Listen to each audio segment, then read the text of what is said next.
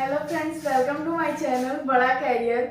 आज हम लोग इससे पहले वाले वीडियो में हम लोग प्लाज्मा मेम्ब्रेन के बारे में जाने थे और ये वाला वीडियो है जो प्लाज्मा मेम्ब्रेन से रिलेटेड ही है, जिसमें हम पढ़ेंगे इंडोसाइटोसिस और दूसरा पढ़ेंगे एक्सोसाइटोसिस। तो देखिए यहाँ सबसे पहले इंडोसाइटोसिस क्या होता है, एक्सोसाइटोसिस क्या होता है। तो सबसे पहले इंडो मतलब होता है इन, क्या होता है इन, और जो सेकंड है हमारा वो है एक्सो मतलब होता है आउट, क्या होता है आउट। तो पहला होता है इंडोसाइटोसिस, यानी कि सेल के द्वारा जो किसी भी चीज को जो मतलब इनगल्फ किया जा रहा हो उसके अंदर, तो हम उसको बोलेंगे इंडोसाइटोसिस। लेकिन एक्सोसाइटोसिस, मान लो कोई सेल है, मतलब प्लाज्मा मेम्ब्रेन के द्वारा सेल के अंदर कोई बैक्टीरिया गया या कुछ गया तो उसको इनगल्फ किया, वो वास्ट मटेरियल के रूप में निकालेगा। तो वो कहां से निकालेगा, एक्सोसाइटोसिस प्रोसेस के द्वारा। अब हमारा इंडोसाइटोसिस बोलता है, endocytosis is the injection of material. बोलता है जो इंडोसाइटोसिस है वो इंजेक्शन करने का मतलब किसी भी चीज को इनगल्फ करना या इंजेस्ट करना। Injection of material by the cell through the plasma membrane. बोलते हैं इंडोसाइटोसिस एक प्रोसेस है जो क्या करता है, किसी भी मटेरियल को इंजेस्ट करता है। इंजेस्ट करने का मतलब खाता है। जिस तरह हम लोग फूड को इंजेस्ट करते हैं उसी तरह जो सेल होता है वो किसी मटेरियल को इंजेस्ट करता है। Injection of material by the cells through the plasma membrane. तो ये प्लाज्मा हम जाने थे कि न्यूक्लियस है, ये सेल हो गई, ये इसका न्यूक्लियस, और ऊपर से एक आउटर लेयर होता है जिसको हम बोलते हैं प्लाज्मा मेम्ब्रेन। क्या बोलते हैं, प्लाज्मा मेम्ब्रेन। अब कोई भी मतलब मॉलिक्यूल्स होगा तो वो कहाँ जाएगा, प्लाज्मा मेम्ब्रेन से होते हुए सेल में जाएगा। प्लाज्मा मेम्ब्रेन से होते हुए अगर निकलेगा अंदर से तो क्या प्लाज्मा मेम्ब्रेन से होते हुए निकलेगा। तो उसी के बारे में जानना है कि इंडोसाइटोसिस क्या होता है और एक्सोसाइटोसिस क्या होता है। यानी कि जब प्लाज्मा मेम्ब्रेन के द्वारा यानी कोई भी चीज जब अंदर से बाहर निकले, अंदर से बाहर, तो हम उसको बोलेंगे एक्सोसाइटोसिस। और अगर कोई चीज मतलब बाहर से प्लाज्मा मेम्ब्रेन से होते सेल में जाए तब हम बोलेंगे उसको क्या, इंडोसाइटोसिस। इंडो मीन्स इन और एक्सो मतलब आउट। बोलते हैं endocytosis is the injection of material by the cell through the plasma membrane. तो यानी कि कोई भी मटेरियल को इंजेक्शन करता है, कैसे, प्लाज्मा मेम्ब्रेन के द्वारा। किसके द्वारा, प्लाज्मा मेम्ब्रेन के द्वारा। There are 3 types of endocytosis. बोलता है कि इंडोसाइटोसिस जो है उसका 3 टाइप्स यानी 3 कैटेगरी में उसको बांट दिया गया है।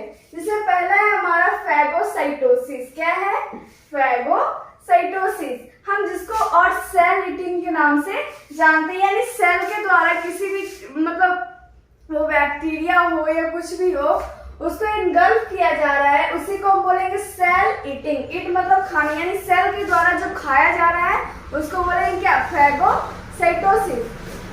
हमारा दूसरा है पोटोसाइटोसिस। क्या है, पोटोसाइटोसिस, जिसको हम बोलते हैं सेल ड्रिंकिंग। यानी सेल के द्वारा कोई भी चीज जिसको ड्रिंक किया जा रहा है वो उसको हम क्या बोलेंगे, पोटोसाइटोसिस। देखिए जैसे कि हम लोग जैसे हम फूड को ईट करते हैं, लेकिन वही वाटर हो गया तो वाटर को क्या करते हैं हम लोग, ड्रिंक करते हैं। तो वही सेल मतलब जो खाने वाला चीज है वो उसको किस प्रोसेस द्वारा मतलब सेल में जाएगा, तो फैगोसाइटोसिस। अगर कोई पीने वाली चीज हो, जैसे कि हम लोग पानी पीते हैं तो क्या उसको हम खाते थोड़ी ना है, तो यानी कि वो ड्रिंकिंग चीज है, मतलब जिसको हम ड्रिंक कर सके। तो वाटर को हम क्या करते हैं, ड्रिंक करते हैं। तो वही बोलता है पोटोसाइटोसिस क्या होता है, सेल ड्रिंकिंग, यानी सेल के द्वारा जो कुछ ड्रिंक किया जा रहा है हम उसको बोलते हैं पोटोसाइटोसिस। थर्ड है हमारा receptor mediated endocytosis. Receptor mediated endocytosis करने का मतलब है सेल के द्वारा क्या होता है, मेटाबॉलिज्म हो गया, प्रोटीन हो गया, हार्मोन हो गया, ये सबको सेल के द्वारा एब्जॉर्ब किया जाता है। किस प्रोसेस के द्वारा, रिसेप्टर मेडिएटेड इंडोसाइटोसिस। तो फिर से हम तीनों को समझते हैं। फैगोसाइटोसिस यानी कोई ऐसा मॉलिक्यूल्स वगैरह जिसको क्या करता है, सेल ईट करता है, वो हमारा किस प्रोसेस के द्वारा, फैगोसाइटोसिस। सेल किसी भी चीज मतलब जो सेल जो होता है वो किसी चीज को मतलब ड्रिंक करता है, वो किस प्रोसेस के द्वारा? तो फोटोसाइटोसिस के द्वारा। और ये जो थर्ड है, जो हमारा सेल है मेटाबॉलिज्म, प्रोटीन, हार्मोन को एब्जॉर्ब करने का काम रिसेप्टर मेडिएटेड इंडोसाइटोसिस के द्वारा करता है। तो ये तीन को हम समझ गए कि इंडोसाइटोसिस, ये तीनों इंडोसाइटोसिस में आखिर होता क्या है, तो हम समझ गए। तो इंडोसाइटोसिस क्या है? यानी सेल के द्वारा किसी भी मटेरियल को इंजेस्ट करना ही क्या कहलाता है?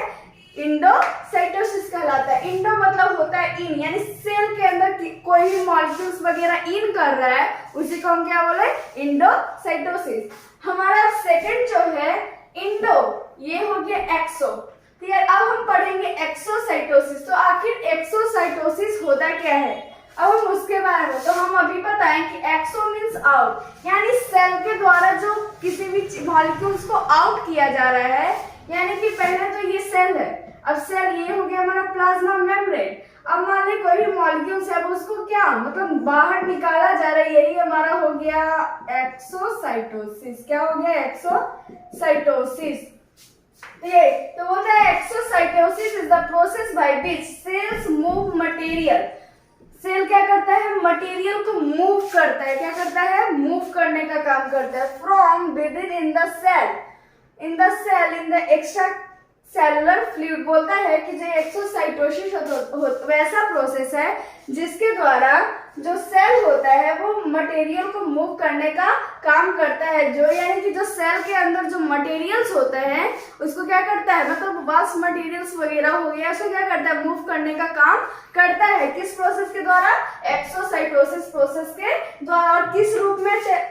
फ्लूइड के रूप में। किस रूप में? फ्लूइड के रूप में।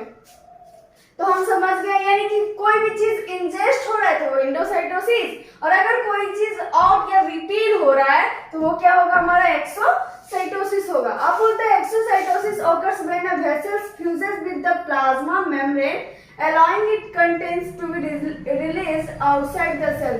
बोलता है जो एक्सोसाइटोसिस कब होता है, तो बोलता है when a vessel fuses with the plasma membrane। जब वेसल्स क्या होता है? प्लाज्मा मेम्ब्रेन के साथ फ्यूज करता है, तो it allowing it contents to release outside the cell. तो जब मतलब वो क्या करेगा? फ्यूज कर जाएगा, तो क्या करेगा? जो प्लाज्मा मेम्ब्रेन है वो बाहर निकलने देगा किसी भी मॉलिक्यूल्स को। यानी कि क्या होता है? जो वेसल्स होता है वो प्लाज्मा मेम्ब्रेन से फ्यूज हो जाता है, और क्या करता है? फ्यूज होने के बाद जो प्लाज्मा मेम्ब्रेन होता है वो अलाउ करता है कि किसी भी मॉलिक्यूल्स को अंदर से बाहर निकलने के लिए। यानी जब हम ये समझे कि अगर एक्सोसाइटोसिस हो रहा है तो कोई भी चीज बाहर अंदर से बाहर हो रहा है, अगर इंडोसाइटोसिस तो अंदर से बाहर। और हम समझ गए कि एक्सो मतलब इन, यानी किसी भी सेल मतलब सेल के अंदर कोई भी मॉलिक्यूल जो जा रहा है वो इंडोसाइटोसिस प्रोसेस के द्वारा। ये हमारा इंडोसाइटोसिस हो गया और ये हमारा एक्सोसाइटोसिस हो गया। अब हम पढ़ेंगे डिफ्यूजन। क्या पढ़ेंगे? डिफ्यूजन। तो मेनली रूप में इस पूरे टॉपिक में हमको पढ़ना था एक्सोसाइटोसिस और इंडोसाइटोसिस। अब हमारा डिफ्यूजन है, तो अब समझेंगे कि डिफ्यूजन हमारा होता क्या है।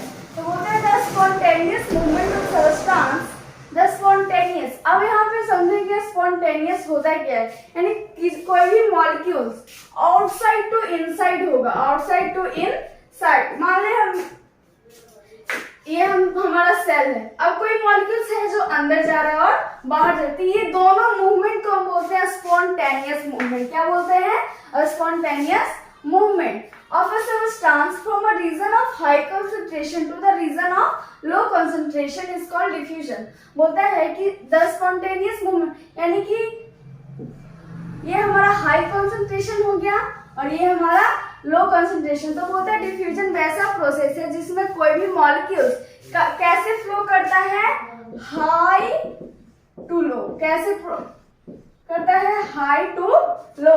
यानी कि डिफ्यूजन क्या है? जैसे कि अब हम देखते हैं, एज एग्जाम्पल हम ले ये हमारा SPM हो गया, जिसको हम सेलेक्टिवली परमिएबल मेम्ब्रेन के नाम से जानते हैं। अब हम क्या किए, ये हम एक वेसल्स ले लिए और अब हम इसमें ना पहले तो इसमें वाटर डाल देंगे। वाटर कितना डाल दिए? इसमें डाल दिए 40% वाटर और क्या डाल दिए, नहीं हम इसको 90% वाटर ले लेते हैं और 10% हम इसमें क्या डाल देते हैं, कोई भी सॉल्यूट डाल देते हैं, जैसे कि हम शुगर डाल दिए। अब हम सेकंड इधर साइड, ये हम सेलेक्टिवली परमिएबल मेम्ब्रेन अलाउ करता है ना, इसी को देखेंगे। अब हम इस वाले इधर वेसल्स का सेकंड पार्ट में हम इसमें हम 20% वाटर ले रहे हैं, 20% वाटर, और हमारा जो शुगर सॉल्यूशन होगा वो कितना रहेगा, तो 20 ये है तो 80% वो होगा।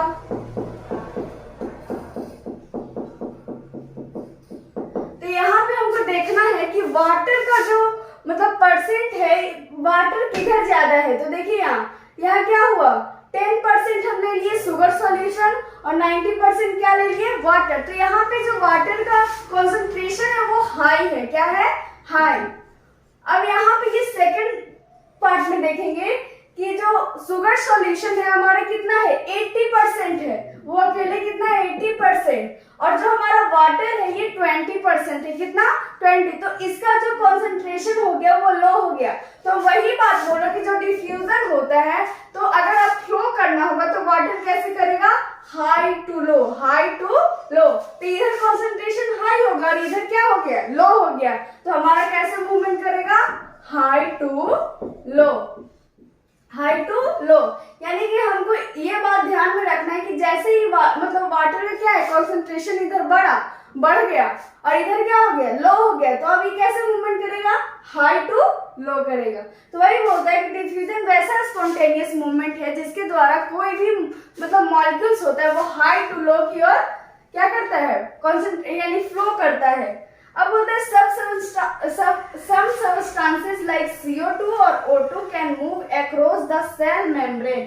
बोलते हैं some substance, कुछ सब्सटेंस हो गए जैसे CO2 यानी कहने का मतलब कार्बन डाइऑक्साइड और O2 यानी कि ऑक्सीजन। बोलते हैं some substance like CO2 और O2 can move across the cell membrane। Cell membrane जिसका दूसरा टर्म क्या हो गया, plasma membrane. By a process of diffusion बोलता है कि कुछ सब्सटेंस ऐसे भी जैसे कि CO2 और O2, तो सेल के अंदर हम क्या होता है, O2 मतलब जाता है, O2 क्या होता है, अंदर जाता है, और CO2 क्या होता है, अंदर बाहर निकलता है। यानी वही होता है, कुछ सब्सटेंस CO2 हो गया और O2 हो गया, वो क्या करता है, सेल मेम्ब्रेन के द्वारा क्रॉस करता है, एक पार्ट से दूसरे पार्ट जाता है। क्रॉस यानी कि एक पार्ट से यानी इधर से इधर जा रहा है और इधर से इधर जा रहा है। और इस किस प्रोसेस के द्वारा होता है, डिफ्यूजन प्रोसेस के द्वारा। तो यानी किसी सेल के अंदर मान ले O2 जा रहा है यानी ऑक्सीजन जा रहा है, तो किस प्रोसेस के द्वारा, तो डिफ्यूजन। कौन सा, डिफ्यूजन हो गया। अब मान ले मतलब हमारे सेल में से CO2 निकल रहा है, मतलब अंदर से बाहर निकल रहा है, तो वो किस प्रोसेस के द्वारा होगा, तो डिफ्यूजन के द्वारा होगा। अब हम पढ़ेंगे इसको, तो जान लिए कि आखिर इसमें किसी मॉलिक्यूल्स यानी किसी सब्सटेंस का कॉन्सेंट्रेट मतलब कोई सब्सटेंस सेल के अंदर जा रहा था और बाहर आ रहा था। लेकिन अब हम ऑस्मोसिस पढ़ेंगे जिसमें क्या होगा, वाटर, इसमें वाटर के बारे में होता है the spontaneous movement of water. यहाँ हमारा सब्सटेंस या मॉलिक्यूल्स था, लेकिन हमारा यहाँ क्या है, वाटर है। बोलता है the spontaneous movement of water molecules from high concentration to low concentration through SPM। SPM कहने का मतलब selectively permeable membrane, selectively permeable membrane. यानी SPM कहने का मतलब है सेलेक्टिवली परमिएबल मेम्ब्रेन, और सेलेक्टिवली परमिएबल मेम्ब्रेन हम लोग किसको कहते हैं, प्लाज्मा मेम्ब्रेन को कहते हैं। तो बोलते हैं कि ऑस्मोसिस वैसा वाटर का मूवमेंट करता है जो कहाँ कैसे होता है, high to low, high to low. यानी कि अब ये सेल है हमारा, तो ये क्या करेगा, मान लो यहाँ पे हाई है, ये जो सेल के अंदर है हाई कॉन्सेंट्रेशन है, और ये जो बाहर है उधर लो कर, तो ये कैसे मूव करेगा, हाई टू लो। क्या करेगा, हाई टू लो। अब मान ले हम एक सेल यहाँ ले रहे हैं, ये सेल है हमारा, और मान ले अब यहाँ पे हमारा जो कॉन्सेंट्रेशन है वो लो है, जो वाटर का कॉन्सेंट्रेशन है यहाँ पे क्या है, लो है, और इसके बाहर, सेल के बाहर जो कॉन्सेंट्रेशन है वो हाई है। तो हम बताएं कि ऑस्मोसिस क्या है, जिसमें हाई टू लो, तो हाई इधर है ना, तो इधर से ऐसे मूवमेंट करेगा, मतलब अंदर, बाहर से अंदर मूवमेंट करेगा। तो वही बोलता है कि ऑस्मोसिस वैसा मूवमेंट है जिसमें water high concentration to low concentration move करता है, किसके द्वारा, तो सेलेक्टिवली परमिएबल मेम्ब्रेन के द्वारा। मान लें कोई भी चीज सेल के अंदर जा रहा है तो वो प्लाज्मा मेम्ब्रेन से होते ही न जाएगा, यानी कि जो आउटर लेयर कवरिंग है, जो प्लाज्मा मेम्ब्रेन है, तो कोई भी चीज क्या होगा उससे होते जाएगा, है कि नहीं। अब हम उसी को क्या बोलते हैं, ऑस्मोसिस बोलते हैं। क्या बोलते हैं, ऑस्मोसिस। अब हम पढ़ेंगे कि ऑस्मोसिस का दो टाइप्स होता है। पहला है हमारा एक्सो ऑस्मोसिस बोल सकते हैं, और दूसरा को बोल सकते हैं इंडो ऑस्मोसिस।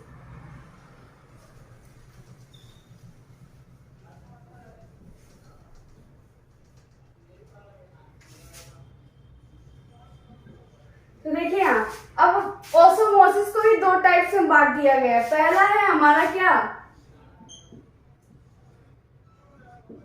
एक्सो ऑस्मोसिस, और दूसरा हमारा क्या है, इंडो ऑस्मोसिस।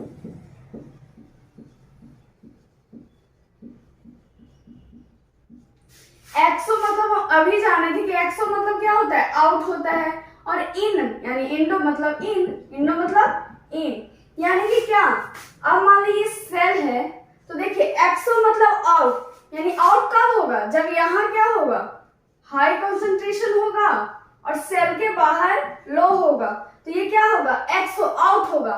देखिए यहाँ से ऐसे निकलेगा, है कि नहीं, यानी कि हाई टू लो। अब कोई, तो ये हमारा क्या हो गया, हाई टू लो, यानी कि एक कौन सा हो गया, एक्सो ऑस्मोसिस हो गया। अब ये सेल है, अब यहाँ जो मेरा ये अंदर सेल के अंदर जो कंसंट्रेशन है वो हमारा लो है, और बाहर कैसा है, हाई। क्या है, हाई। तो कैसे मूवमेंट करेगा, बाहर से अंदर, यानी कि इंडो, इन कर रहा है, तो इसलिए इसको क्या बोलेंगे, इसको बोलेंगे Indo osmosis, Indo osmosis. I hope कि ये वीडियो आपको समझ में आएगा। ऑस्मोसिस या डिफ्यूजन आपको समझ में ना आया हो तो कमेंट बॉक्स में जरूर लिखिए। अगले वीडियो में हो सके तो फिर से हम इसको लेके आ सकते हैं, और ज्यादा से ज्यादा बात कीजिए और सब स्क्रीनशॉट लेते जाइएगा, जिससे कि आपको नोट्स बनाने में आसानी होगा।